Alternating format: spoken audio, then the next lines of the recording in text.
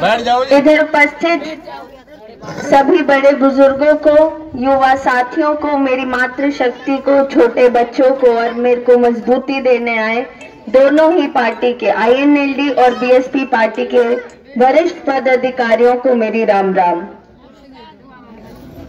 जैसा कि सर ने बताया कि एक घोषणा पत्र है, जब INLD और BSP की सरकार बनेगी, यानी कि जब अभय चौटाला जी मुख्यमंत्री बनेंगे, तब वो घोषणा पत्र जो है वो लागू करने की, वो योजनाएं आप तक पहुंचाने की जिम्मेदारी मेरी रहेगी। जो दिल्ली की सरकार जो योजनाएं बनाती है, वो भी योजनाएं बनाने की जिम्मेदारी मेरी रहेगी। और उसके अलावा हमारे क्षेत्र में जितनी जनहित की समस्याएं हैं, सफाई की, बिजली की, पानी की, सड़क की, हॉस्पिटल की, स्कूल की, हमारी कागज पत्री की जितनी समस्याएं हैं, राशन की, पेंशन की, फैमिली ID की, ये सारी समस्याओं का हल करने की भी जिम्मेदारी मेरी रहेगी।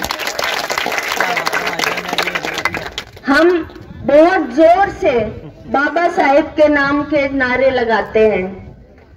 हम अपने संबोधन में भी पहले बाबा साहेब का नाम जरूर लेते हैं, लेकिन क्या ये हमारा कर्तव्य नहीं बनता कि बाबा साहेब ने जो हमें धर्म की किताब दिया, हमारा संविधान दिया है, हमारी रीढ़ की हड्डी दी है, हम उसको भी पढ़ें, उसके बारे में जाने। क्योंकि अगर हम उससे वंचित रहे, अगर हमें उसके बारे में पता ही नहीं है, तो हम कभी अपने हकों के लिए आवाज नहीं उठा सकते।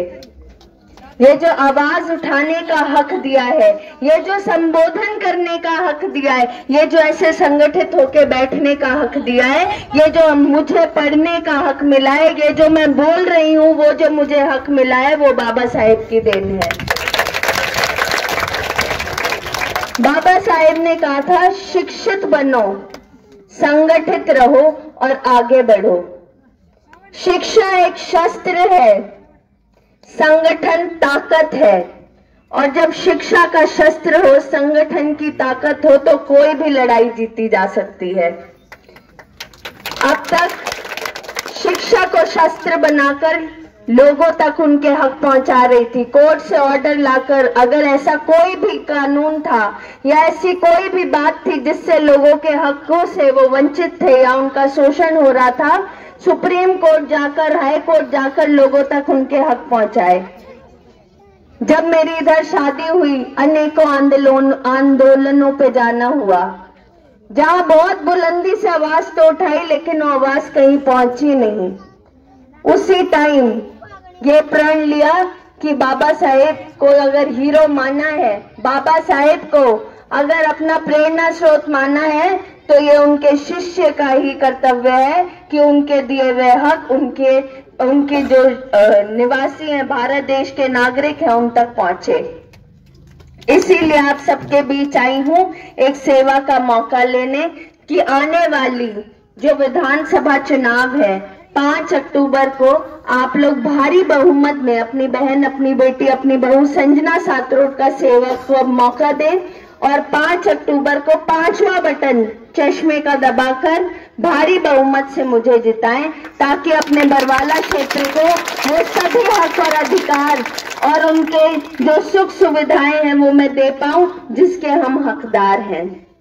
आप सभी को यह आश्वासन देना चाहती हूं कि भले ही विधानसभा में बिठाने का काम आप करोगे, लेकिन उधर जो आवाज गूंजेगी वो 2 लाख क्षेत्रवासियों की गूंजेगी।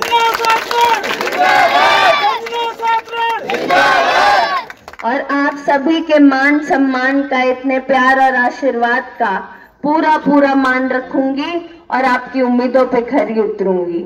बहुत बहुत धन्यवाद। बहुत